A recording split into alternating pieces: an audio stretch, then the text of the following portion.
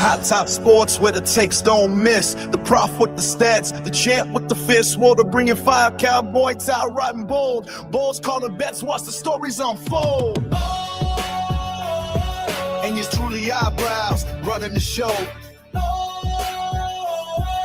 It's Hot Top Sports, baby. Let's get it. Let's go. Good morning, good evening, good afternoon, ladies and gentlemen. Welcome back to High Top Sports. Happy Tuesday morning.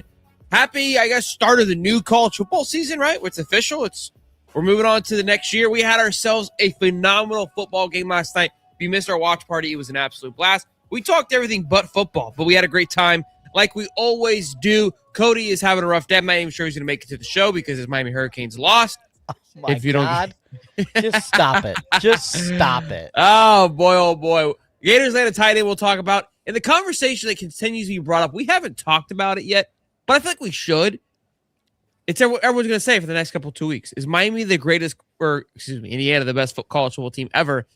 Cody's on the horse that it's absolutely not. I think a lot of probably all of you are, but I think we should at least ask the question and discuss it, and we'll get after it. We'll talk some college football. Ladies and gentlemen, Cody the Prof joins us here today. Cody, how you doing? How you doing, big guy?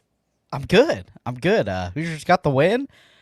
You know what? It was -10 last night with the wind chill, and they burnt that fucking place down.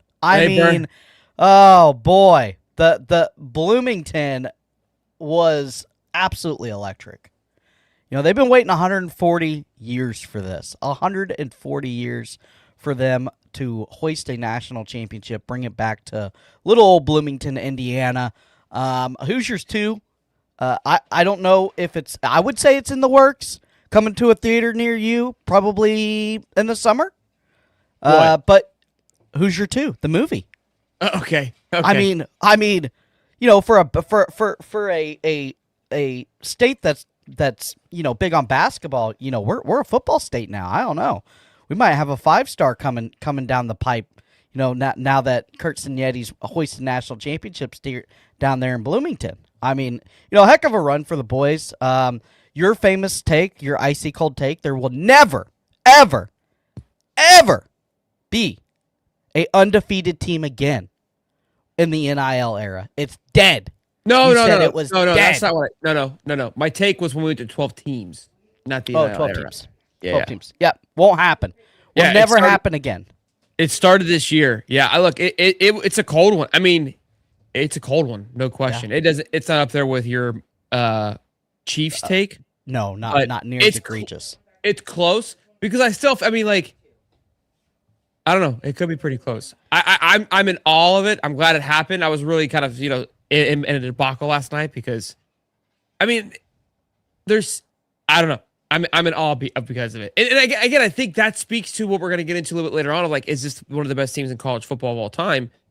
Because I do believe going undefeated is going to be extremely hard.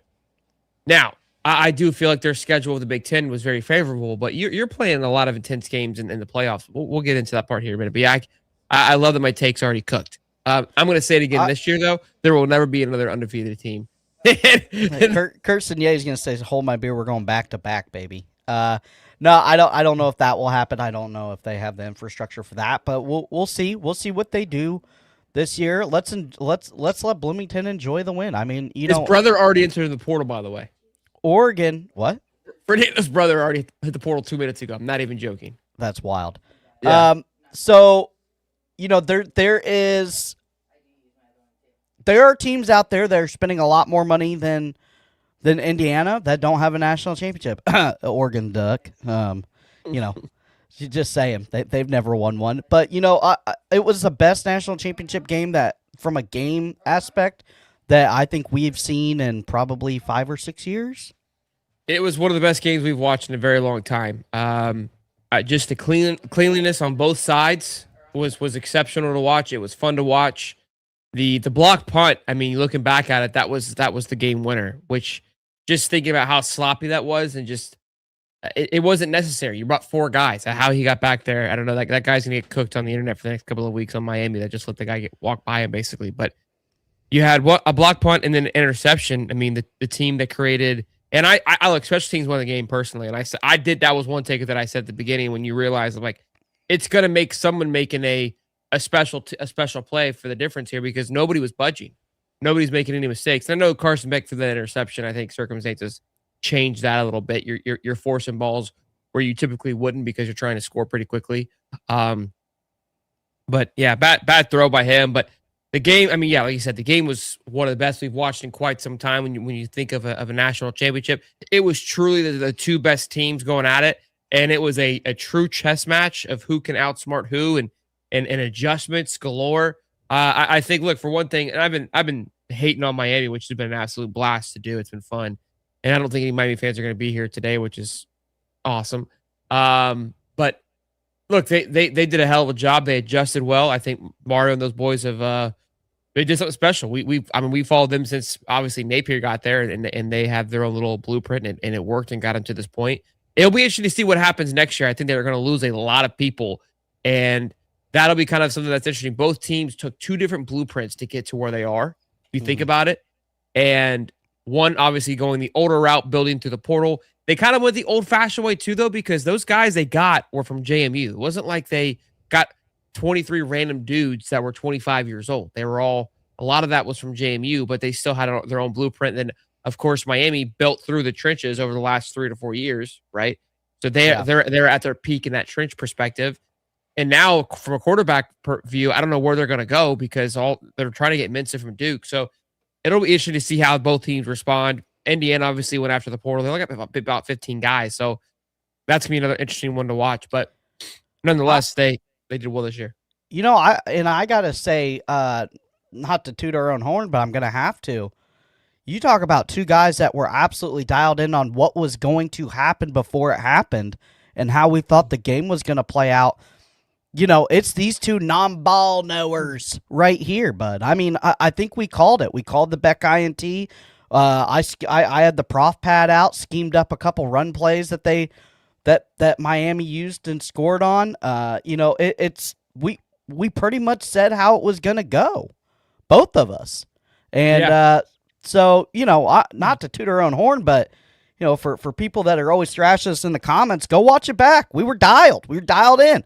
I knew when they were gonna throw that back shoulder fade. I think I was about. They threw 20 of them. I think I was about 16 of 20 on guessing when those were going to come. And, you know, the DBs were doing their best at what they could do against that. They had a couple almost, you know, drop picks that the opportunities on both sides of the ball were there to win. Miami could have leaned on the run a little more. They could have won that game. IU probably could have leaned on the run game a little more, and they obviously won, but it could have really got out of hand. But, you know, like old Urban says, you block a punt, you win the game. I think what for Indiana, they didn't really do anything great. They ran the ball well. They just didn't. Yeah. Mendoza was an absolute warrior out there. He took shot after shot after shot. That was a difference maker too. But think about it, they were perfect. I mean, and someone said complimentary football. They were perfect until the last 2 minutes of the game where they get the false start and then they get the personal the roughing the passer within like a 2-minute span. It's like, holy shit, they're gonna blow this. And the false start.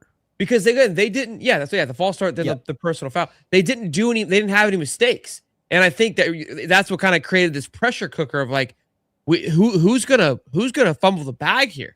Like nobody was even Miami was playing well. Like penalties, there was very little penalties. I think there's less than 10 total penalties. If you really watch that game back, Miami dominated in the second half. I mean, they held IU to like 11 yards. Yeah, I was like, this is over. Miami's going to win. And again, and wasn't that when the block punt happened in the second half? Yep. Yeah, but Malachi Toney, young, 18 years old. He would still be a senior this year in high school. Crazy. Decides to not let the ball go into the end zone and get the 20. Get the free 20.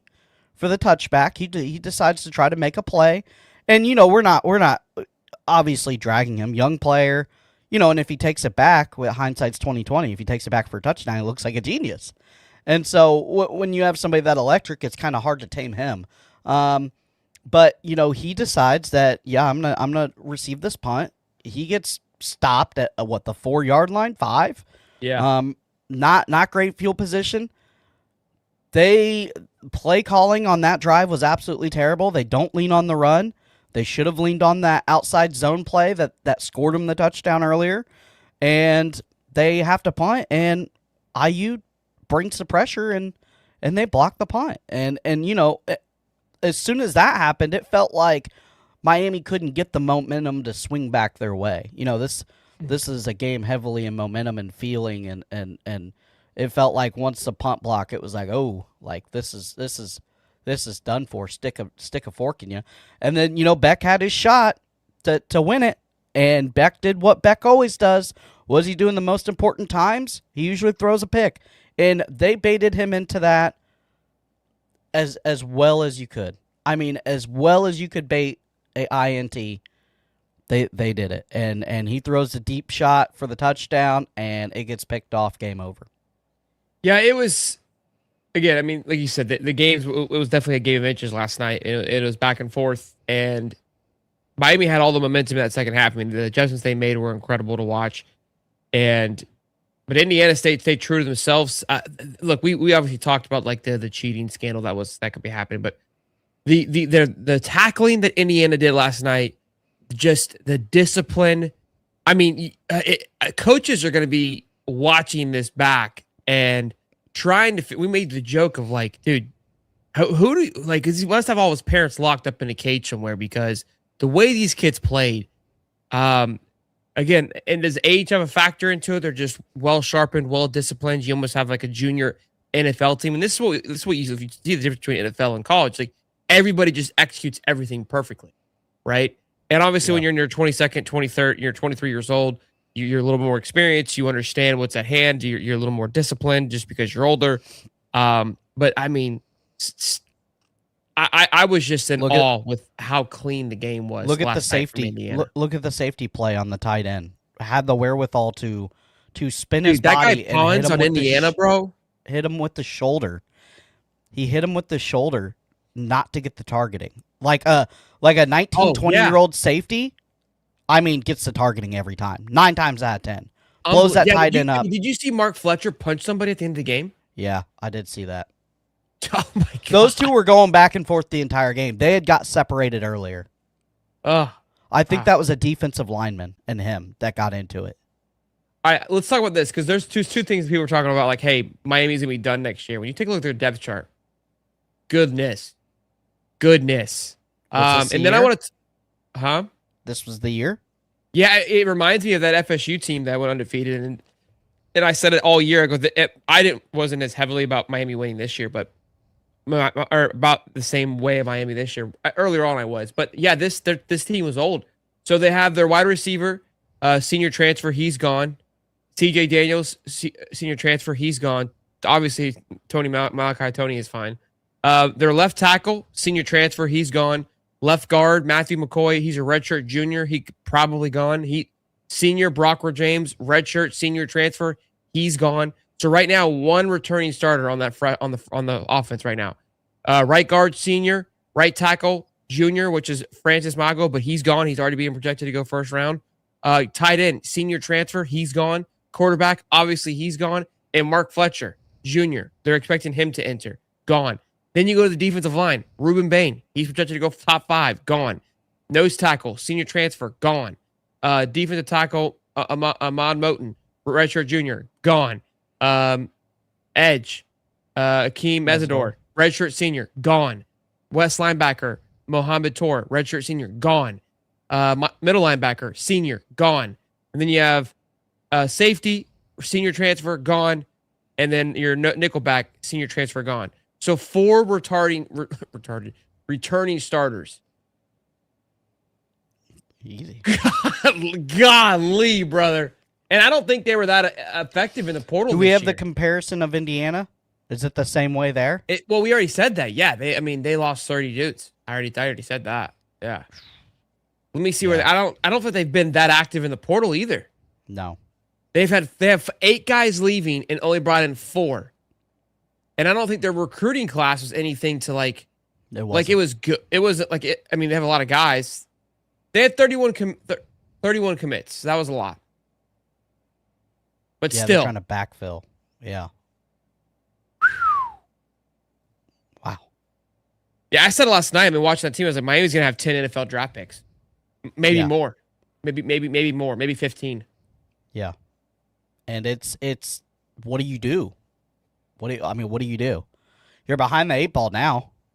I mean, because, I didn't really portal- look at the bench too much. The portal's but closed because you made a national championship run. even their Samson Okunlola, he's a redshirt sophomore.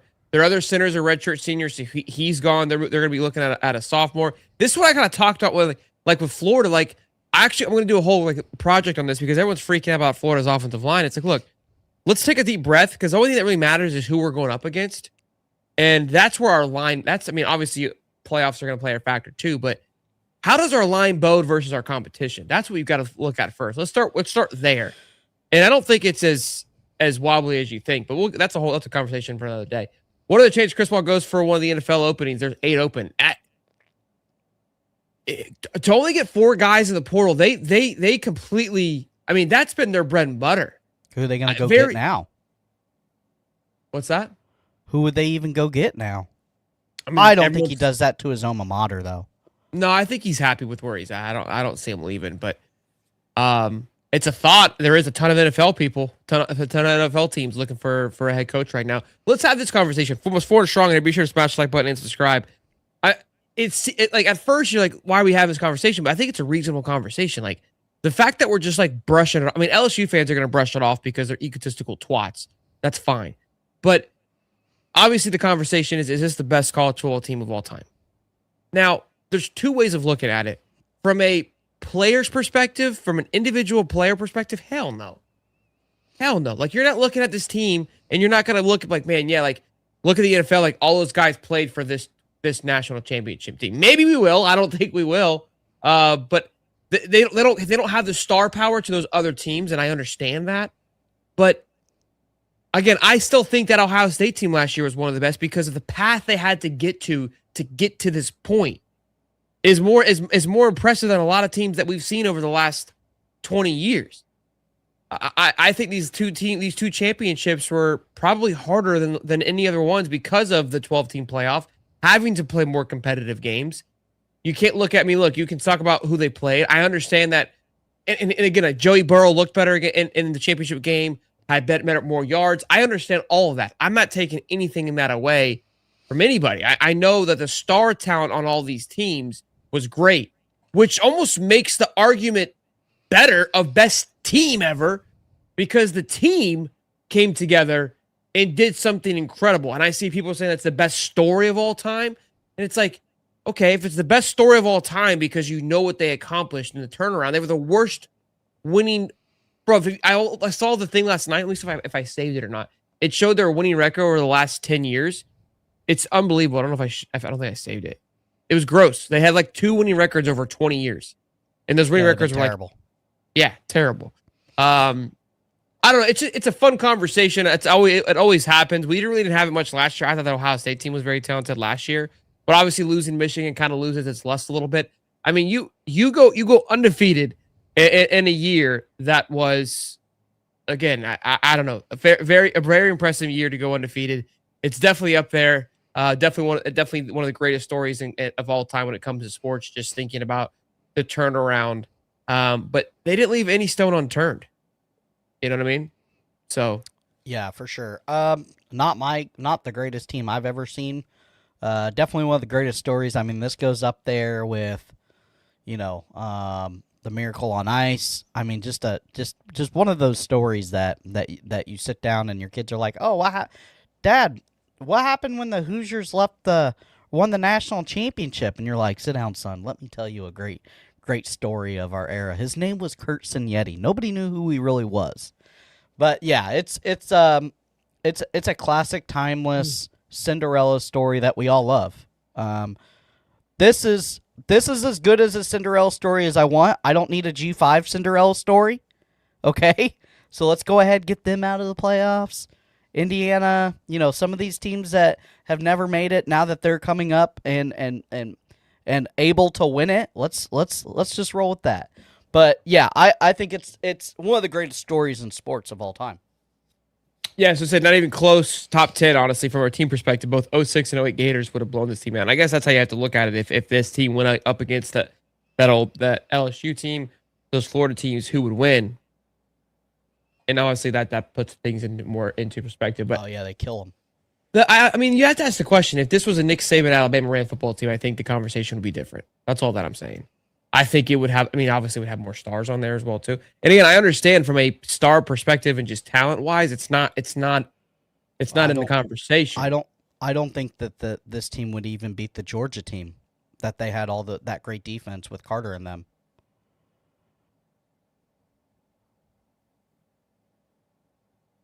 Yeah, that's a good That point. defense was nasty.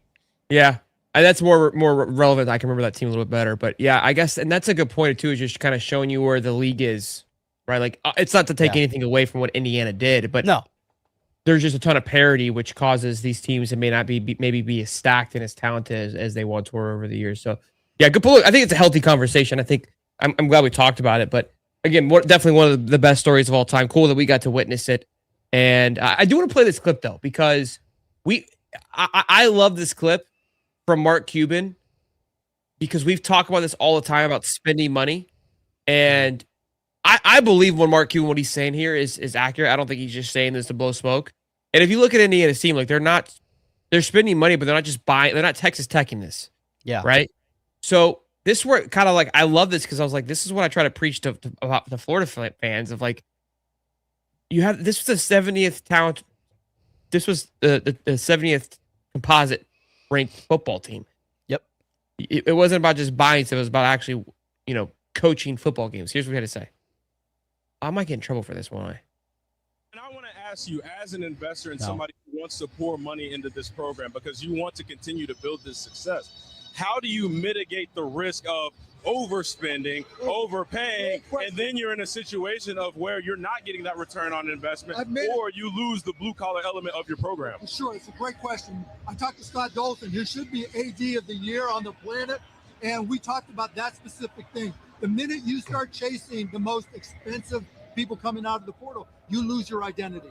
You lose your culture, because every other guy who came into the program sees that. Why are they chasing him and bidding him up, and they didn't do that for me? Why is it now about 5 stars as opposed to the blue collar, hardworking guys? Because you know what it's like. All you guys do, guys have to know their roles. Yes. And they have to be excited to come to work every single day. And it's literally work now because they're getting paid. And so you got to know how that fits. If you don't understand that, your program's not going to work. And if you don't have coaches that can turn that into a one-year guy, in basketball, we talk about basketball IQ. You got to have football IQ. You got to know exactly what you're doing. And he knows how to identify those guys. He has the coaches who paid a fortune for, because they know how to teach those guys and coach those guys. And you got to have that organization with Scott Dolson and Pam Whitten that keep that together. So here's what I mean. I'm a big Mark Cuban guy. I love Mark. There's no BS there. If you know anything about Mark, I mean, the guy obviously is a huge investor. He's not one to just blow money. I mean, you see him on Shark Tank. Like, he's very precise in how he spends it.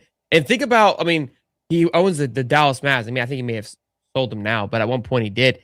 He was never always the biggest spender. The guy's got $1 billion. To hear him talk about, which I preach on this show, about Anthony Pons is in shambles right now, because this is not how he would manage his finances if he was in charge of the University of Florida. But this is what I've always said. Like, you don't just go out there and just give the money because the kid's asking for it. And this is where Gator fans get riot, because they're like, oh, just pay him. Just pay him. No. Hearing somebody who just won a national championship, who is obviously known they're going to spend money. I'm not saying that you don't spend money, but there is a right way of doing it. And I love that a billionaire is talking about managing the budget, managing and spending it properly, right? And not just going out and buying a guy because the guy asked for it, because, yeah, it does. Because everyone's like, oh, I want Jordan Seaton. And I hear you, and I do too. But if that guy asked for $6 million, everyone's like, how the hell did he get $6 million? Like, what questions did I not ask? Like, you run that risk. I think the biggest thing is in this sport is the evaluation of talent and development, and it trumps money. For every 5-star out there, I mean, I can burn enough tape up. I can go find a guy that's probably as good that just isn't known. There's a lot more unknown guys than there is known guys.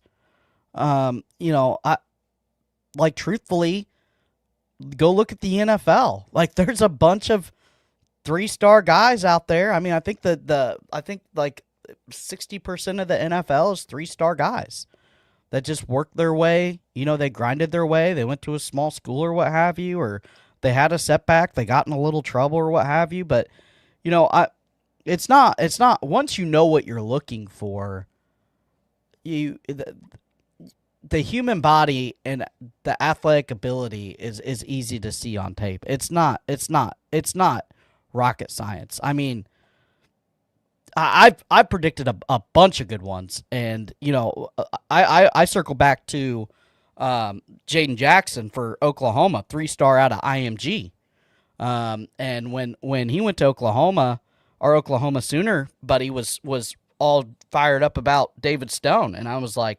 the real gem is Jaden Jackson. And he's like, oh, we got this senior, and he's okay, he's pretty good. Jaden Jackson went in there as a true freshman on a very good defensive line for Oklahoma and yanked that job and was very, very good his freshman year. So it's not hard to scout and find talent. You got to know what you're looking for. And schematically, if it fits your scheme, that's another thing. They got to be a scheme fit, or they got to be athletic enough where that you can mold them into your scheme. The biggest thing where I find an issue, what gets coaches in trouble is, one, a little too much ego, where they can take a guy and they think they can fix him even though there's severe flaws. We talked about that with KOC and JJ McCarthy.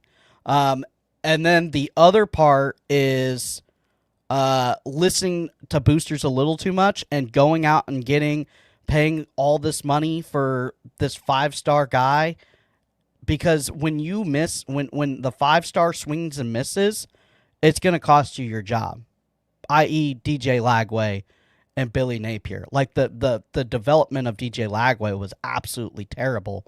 So there was no reason to keep Billy Napier because we knew this wasn't it. Yeah, I mean, look, there's no, again, I say this, it's a blueprint. There is no perfect or right way of doing it. I just don't also prescribe to the idea of just throwing money at things. I think you need to spend, and that's I think that Florida has done a healthy job of spending their budget. Like, I don't understand why Florida fans are kind of like in this weird place right now. I mean, I'm very excited for the next season, as I should be. And I had a good conversation with my buddy of mine of this, and I almost want to kind of get off Twitter because of just there's a loud negative group. It's kind of why I love doing the show, because it's not the same at all on the YouTube side. And when you go to games, like, it's just the negative ones are usually the loudest ones.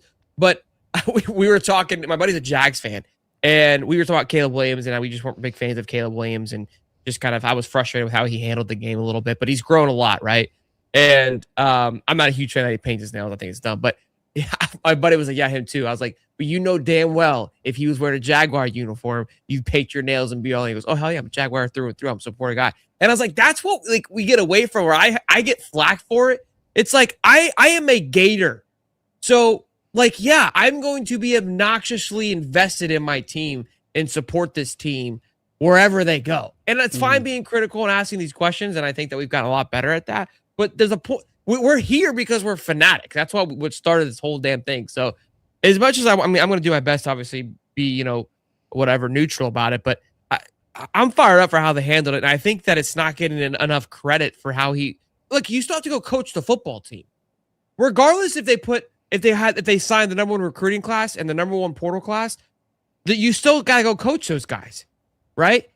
For the fact that, again, what Summerall has done in a 2-month period with retaining the recruiting class and the portal, I don't understand, if you're not a Florida fan, how you're just not ready to just run through a wall. I don't get it. I mean, it's not perfect. I don't know no team has this perfect formula for all 3 phases of the game right now. Ohio State lost 30 guys to the transfer portal. They've had a good recruiting class. They've had an okay portal class. Retention was so-so, right? Like, that's the number 1 team. Georgia, I think, has done a pretty good job. weren't heavy in the portal. They retained a lot of guys. They just they stuck to their old. They played the Clemson ball. They played Clemson ball of sticking to we're gonna just we'll stick with our recruiting grounds. So they went a different route. They didn't go knock anybody's nuts off in the transfer portal.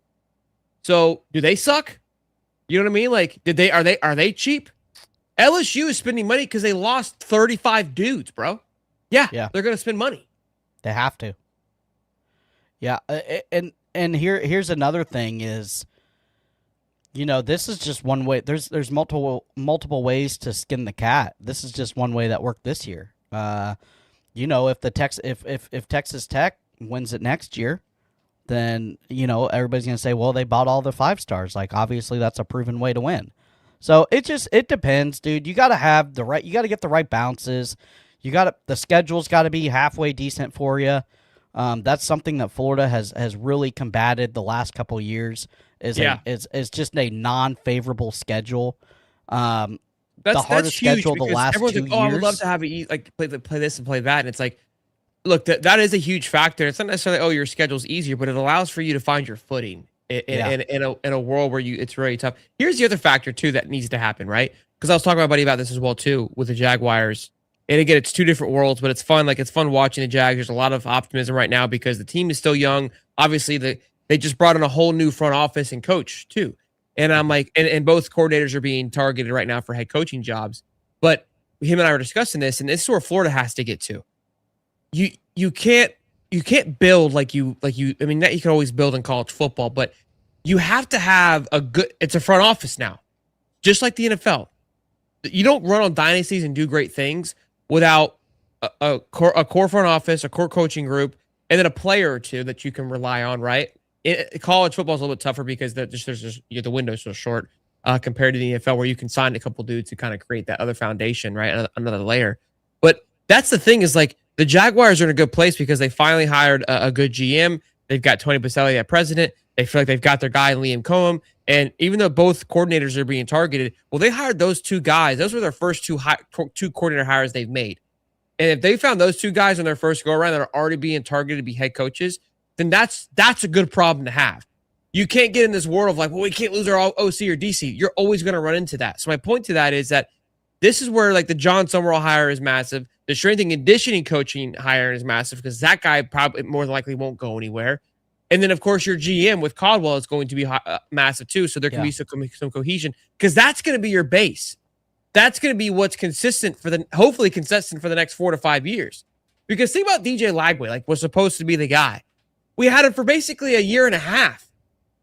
That was supposed to be the guy that flipped around. No, that was the problem. It's one dude's not going to flip it on its head. One guy's not going to flip it over. Miami has been consistent for the last 2 years. The quarterback spot's been interchangeable for them. They have 2 different style of quarterbacks. Yep. Where their core is going to be in Cristobal and what he's focusing on the trenches. That's what you have to get into. That's what you have to focus on. And look, because we've even said it. Well, Buster may not be there next year. So that's where again, we're going to be excited for the offense, and I think that's going to allow for Florida to kind of expose itself. But if he has success, him being Buster, sure, he's going to leave. But now what John showed is that, hey, any innovative offensive coordinator, you see what I let you do. I let you go be you, boo. So come play for me. And that's what we have to get back to is the money's spent. The final 4 teams, the talent comp was Oregon at 5, Miami at 17, Ole Miss at 25, and Indiana at 70. Florida had a higher talent comp than 3 of the final 4 teams, and we didn't even sniff the playoffs. Yeah. So that's why I get irritated when it's like, oh, we're poor, we don't care about football, we're not serious, blah, blah, blah, blah. Brother, there was plenty of talent on that football team. They couldn't put we were still sending 12 dudes out on special teams. We haven't had a block punt since 1945. We haven't had a kick return since 1926. Yep. Like, that's our problem. It's not about spending money, but I'm excited. I'm excited to head into next season, as every Gator fan should be. Well, the fact that this coaching staff isn't getting and I grew up with it too. My mom and all used to be like, oh, it's just the Gators. I know they're going to do it. F that. F that. Not giving this coaching staff a fair shake. That'd be like you going to your job and they're like, yeah, we're excited to have you here, dude, but the last guy was, wasn't that great. So we're gonna wait to be excited about you. Why the hell did you fire me? Why did you hire me then? Obviously, Yeah. we didn't do that, but it's like this doesn't make any sense. I mean, yeah, I've taken over a lot of bad shops. I worked for a company. I'm not gonna name the company, but I was essentially the shop fixer. They would send me when the shop was bad culture and running bad, and they couldn't keep techs in there, and they would send me to go fix it, and I'd fix it and I'd turn it around. And it's just like football. Shops are just like football. You have your overpaid high 5-star techs that come in here and tell you they'll promise you the world, and then you get them out on the floor and they can't fix a dang thing. And then you got guys that are seasoned vets that are going to be grumpy. I like doing it this way. And then you got the young guys that haven't seen everything. You got to find a blend. You got to find a blend of both, and that's just like football. I'll also say this too. I think that college football has changed so much in the last 4 years, something we've actually complained about, with it just not being so stable, that there's not a lot of people that have a proven successful way to do this thing. You could go the old way, you can go to the high transfer portal way, but you really don't know what wins until you're hoisting a national championship trophy at the end of the year. I will say I feel better right now than I did last year with this coaching staff, for sure. Wouldn't you agree, Shelton? Yeah, I mean, listen, I'm ready to rock. So, I think if I were running a football team right now, I'm probably gonna go get a well-known JUCO head coach. I'm gonna go stick them in my front office, because they've been building teams like this for 20. Like JUCO's been like this for 20 years. They lose their whole team every single year. So they understand the retention. They understand losing whole teams, how to fill. I probably would do that. Just find them a little role somewhere in the front office to help you out. But I think that it is more important now to spend money on the staff than really spending Texas Tech money on players. I think the coaching and the staff is more, and talent evaluation development is the bigger emphasis than going out and buying a bunch of 5-stars, because we saw that method with Texas Tech and it didn't work. It didn't work at all. Yeah, I mean, you've seen it. I mean, I think football is the one sport that it's like, so baseball, obviously, with the Dodgers, they're over buying a lot of players. It's a bit different because there's an individual aspect to it, right? Where if you have 9 batters that all bat over 350, well, yeah, it's worth it because they individually impact the game. There isn't cohesion needed. And even with on both sides, because if you go spend, hundreds of millions on 3 just of the elite pitchers, they can control a massive part of the game by themselves. Basketball is the same way. You can get 3 dudes that can control an entire game. Football is not that way. It's just not. You have to have 22 elite dudes in cohesion dialed the F in. Yep. So it's not as those other sports where you can truly just go and buy a handful of guys and it work itself out and overcompensate for bad coaching. Because Dave Roberts has given away a lot of Dodgers championships, if you've asked me. But the point of it is I still believe that great players can overcome things. Like I saw Pons' comment about the Ed Orgeron. That team had great coordinators as well. It wasn't like Ed Orgeron and a bunch of dudes just showed up to this just Ferrari and turned it on and it worked. That wasn't the case at all. That's why Nick Saban was kind of pissed off as last year. He said he didn't have the quality of coaches. In an interview, he said that. He said, I didn't have the quality of coaches. I was having to do too much because he kind of started running into the problem. Like every coach that came onto his staff, they had success. It was like, we just want a guy from this tree. And it's going to be interesting to see what happens to the Kurt Sangetti tree. How people did Kurt Sangetti show his method and people start taking pieces of it and it's not as impactful. Those things we don't know either. They've gotten out in front of that.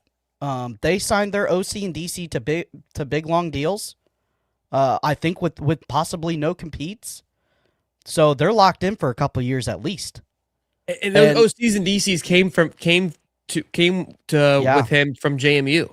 He got out in front of it this year. I think both of them signed big deals. I can look Again, that up. I think he'll have the edge there from a coaching perspective. I'm more like looking at it's the discipline on the football team. I do think that the offensive coordinator made great adjustments, but it was like this play calling was like the greatest play sheet in the book last year. I mean, No. again, those throws that Fernando was hitting, those back shoulder throws are not easy. Like these weren't rocket science plays. So again, the OC and DC are important. Let's not get it twisted, but there's more to it than just those two guys on this Indiana team. And I'm sure someone will put a lot of time and effort into it onto figuring out what it is. The one cool thing that I love is obviously Kurt Cignetti has been loud about Google me. This is who I am. I win. I do like that John embodies that same kind of energy. Yeah. And it feels real, right? It's not, I'm just saying it to say it. Like you can sense that it's like, yeah, this guy is a football guy. What I also like, and we started talking about this earlier this year, when I watched that North Texas and Tulane game, and I even said this when Ryan Day lost to Ohio State because he thought that he could call the plays. Kurt Cignetti was like, I don't call plays. I am the head coach of the Indiana Hoosiers. I am as far away as calling plays as you possibly could imagine. And you could see the difference there, right? Like he's able to chew a coach out for if the coach probably didn't do anything wrong last night. I don't know what happened there, and be in the moment and coach the game from a different perspective. Summerall has said that. He showed it. And he's even expressed it even more in his press conference or in interviews of how he plans to, attack the portal and do certain things. Like, I'm here to coach football.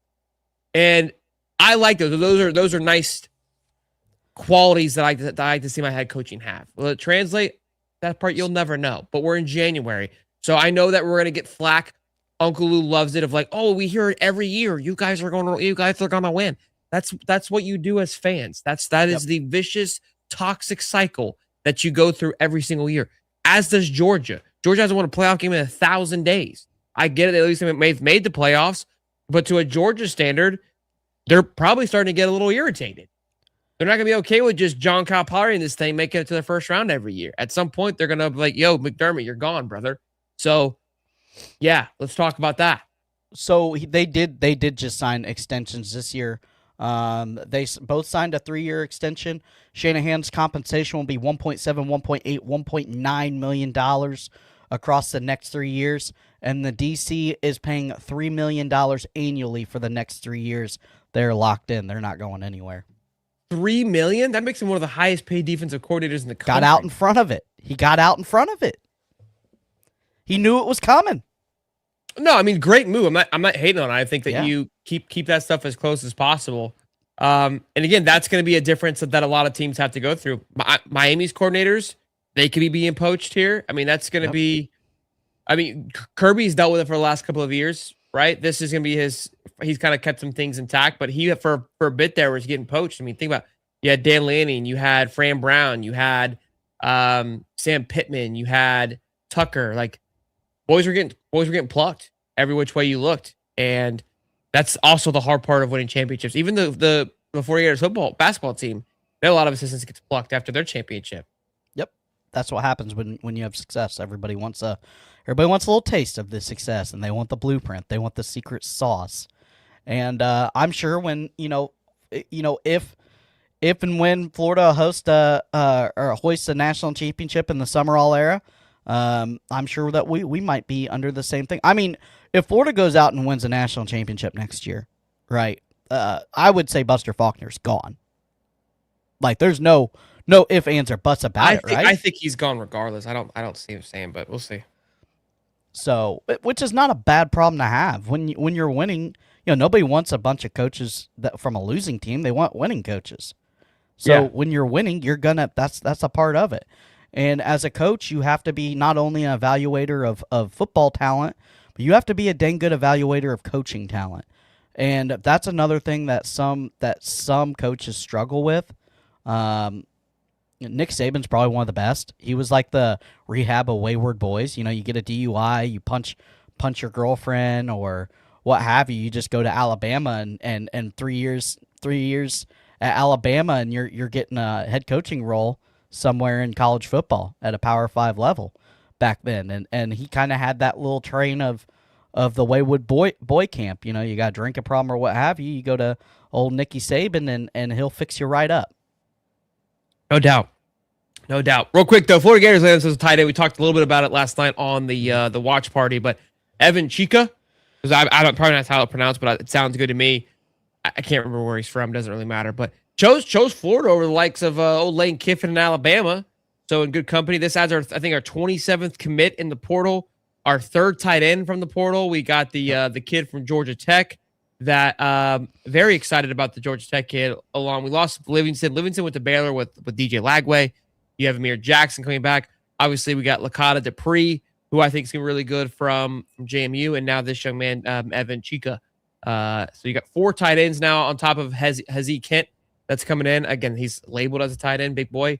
So the tight end room seems to they're very adamant about adding tight ends, which is very just not Florida-esque like anyways in the last couple of years. I'm super juiced about Hezzy Kent. Give me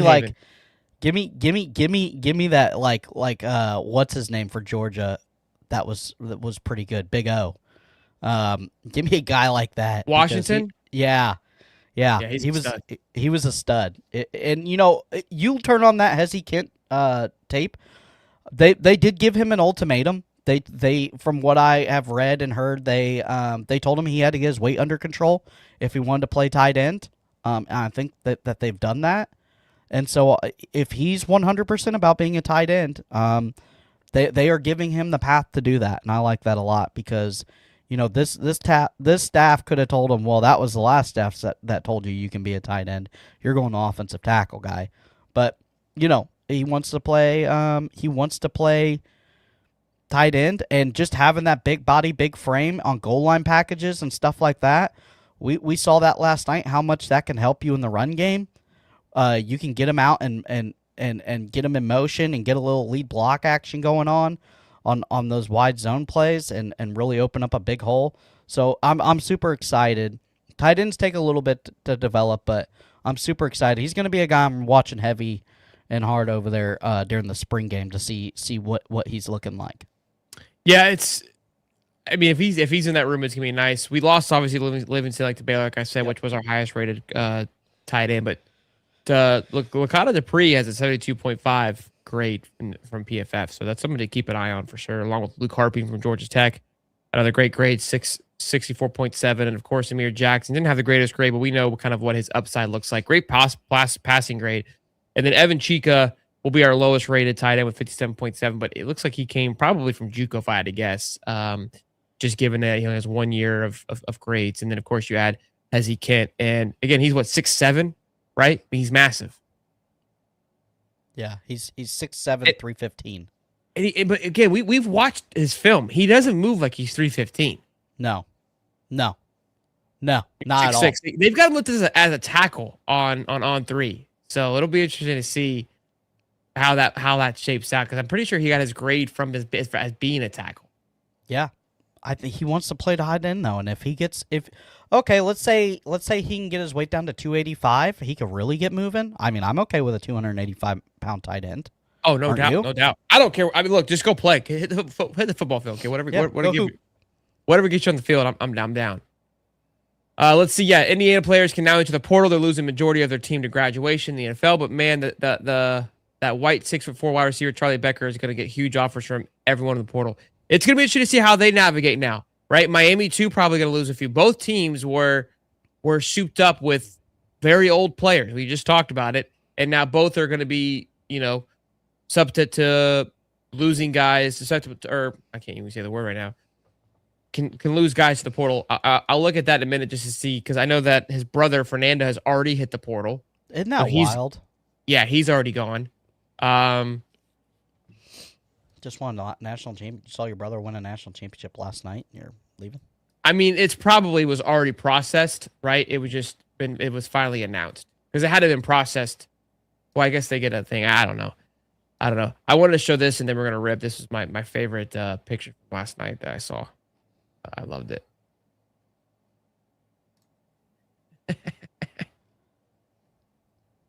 Incredible.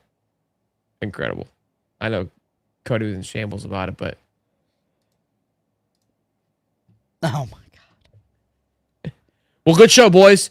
Happy Tuesday morning. You guys have yourself a great little day. Almost 600 people in here. Be sure to smash the like button and subscribe. Great conversations as always. hell of a way to close out the 2020. What is it? 2026, 2025? I never know how this shit works. 2026 Yeah, college football season. I don't know. It's like a car. You buy a car. They do that on purpose. You buy a car and it's a year. Yeah, I got 2026 and it's year 2025. Yeah, I don't get it. We getting blessed with Champs Corner tonight. Probably not tonight. No. Yeah, condolences to Cody and his loss. Yeah. I'm so upset. But a hell of a way to end the season. We're not going anywhere. We're gonna keep finding the way to talk about stuff here on these beautiful morning shows. So, well, college football gifts us usually with I didn't read Humble Haters comment. Week. My bad. My bad, buddy. I hate to say it, but Indiana's definition of complimentary football. Nah, I never want to hear that phrase again. Sorry, buddy. I read it in my head, which is funny. That's my bad. I'm glad I saw that comment before we ended the show. All right, boys, y'all be good. Have a great Tuesday. Tell a Miami fan, suck it. Silver's up to $95 an ounce, and you can't buy it anywhere. Peace You of missed love, out. baby. You missed out. Where the takes don't miss. The prof with the stats, the champ with the fist. Water bringing fire, cowboy tie riding bold. Bulls calling bets, watch the stories unfold. And it's truly eyebrows running the show.